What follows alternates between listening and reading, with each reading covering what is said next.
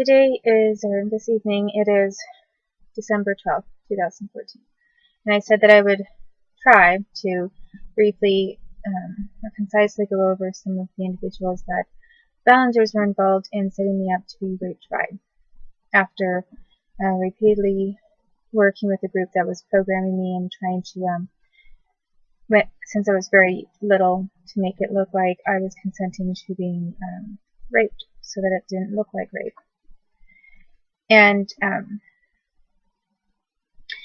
it's taking this specific video out of context from the other videos that I first made, describing what kinds of strategies were used and how many times those strategies were used against me when I was young, would be a gross mischaracterization of what really took place, because out of context, which is actually what their intention was to have these things happen out of context so that people didn't know what everything that went into it beforehand. But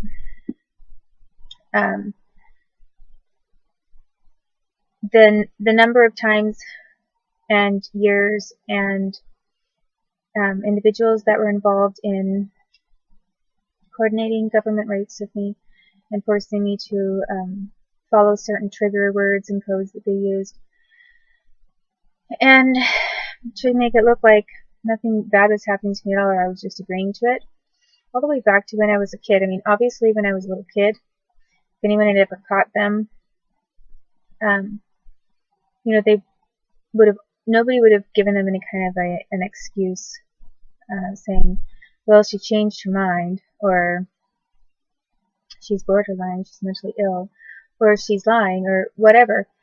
When I was a little kid, had anyone ever known what was happening to me that was outside of this government circle, it would have been obvious that it was rape, because it was statutory rape for one thing. So even if I had been trained to make it look like I was consenting and going along with everything, it was still statutory rape, and then that's not counting all of the work that they put into death threats and torturing me and that kind of thing. So not only did they abuse me when I was younger, their plan, I'm sure, because they later carried it out, was to have me, I guess if they didn't get rid of me, like have me killed, and there were a few attempts at that, then I'm positive that it was to have me look like, basically like a floozy, when I was older. And they had some government kids lined up who they wanted to try this rape scheme out on me. And set that far apart, to where I was a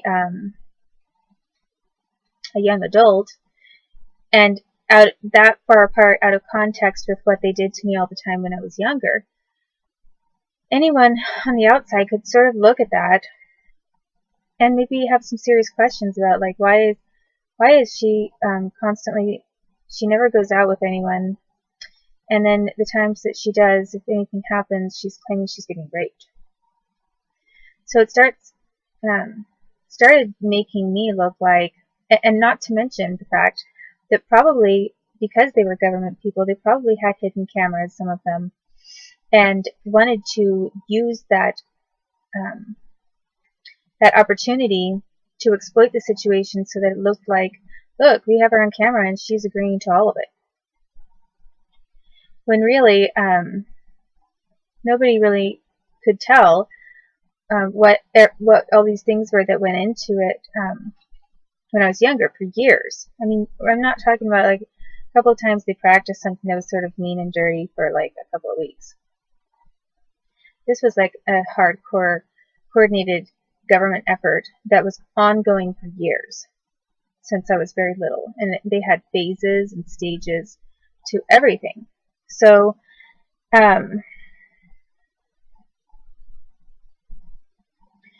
anyway, I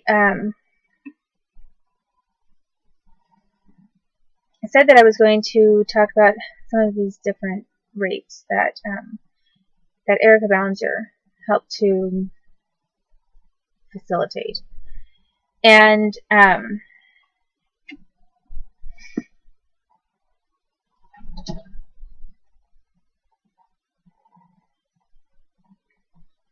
one person that I'm not sure about right offhand is Josh Gatop.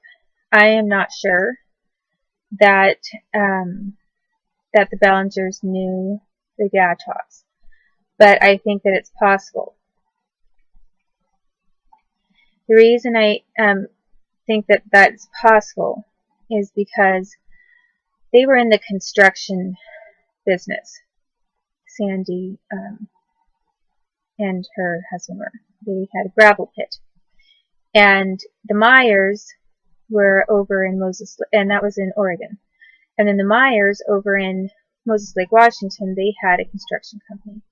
And that was centered around road construction. And then interestingly enough, Gary Goldsmith over in England, who is the brother of Carol Goldsmith Middleton.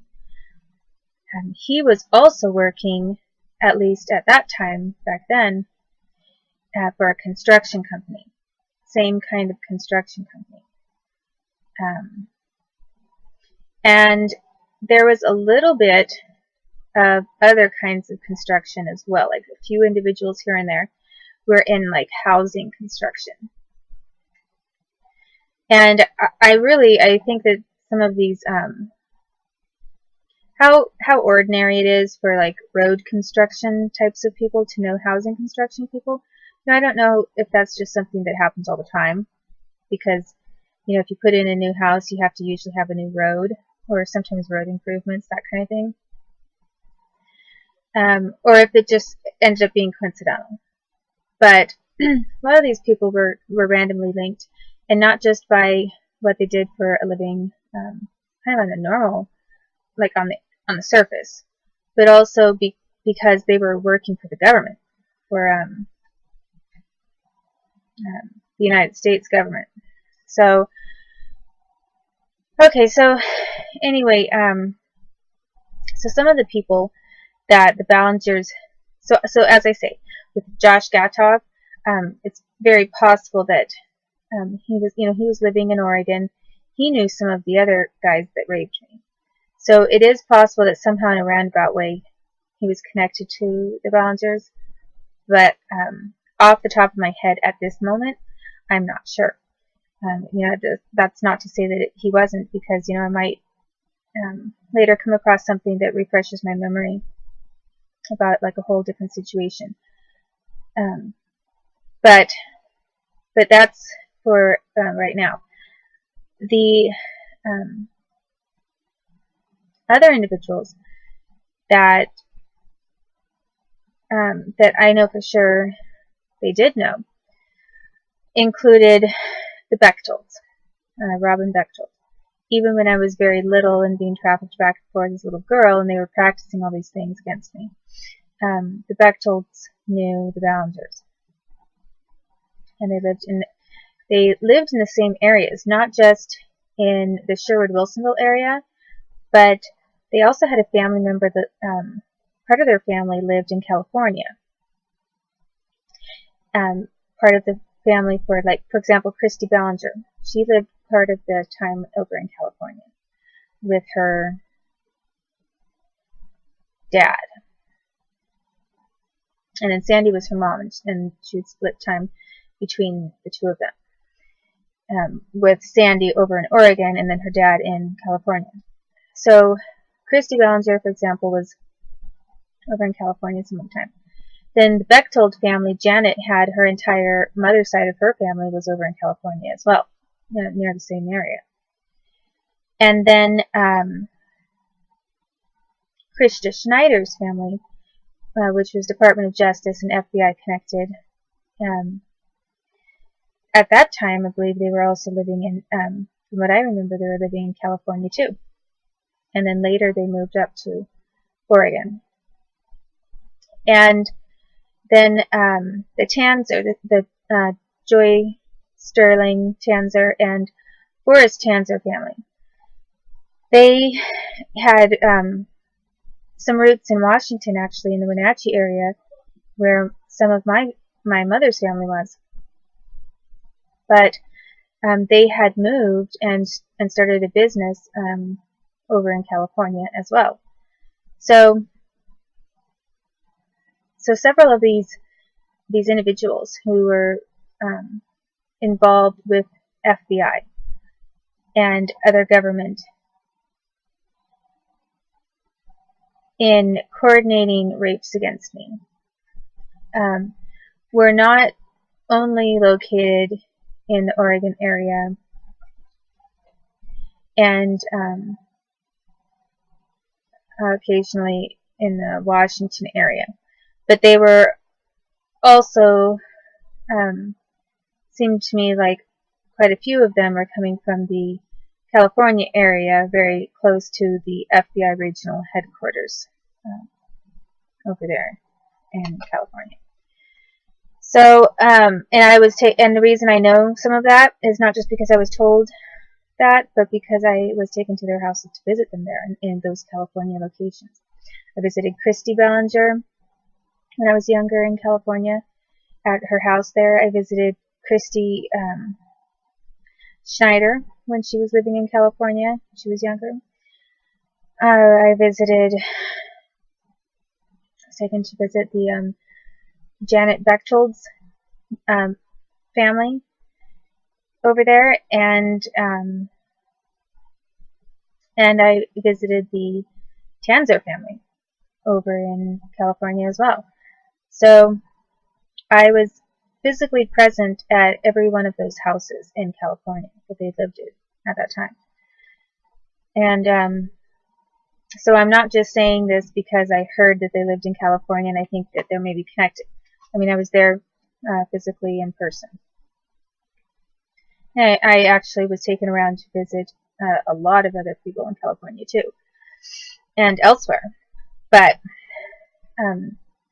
on this Ballinger subject, that's a little bit that I can tell you to start. So, anyway, the Bechtolds and the Ballingers knew each other from Oregon, and I saw them together in Oregon, and then I believe also that they had connections together in California. Although I don't remember seeing them, their two families together, maybe. Well, I take that back, because possibly I think one time Christy and George Bechtold, I did see them talking together in California when I was visiting. So,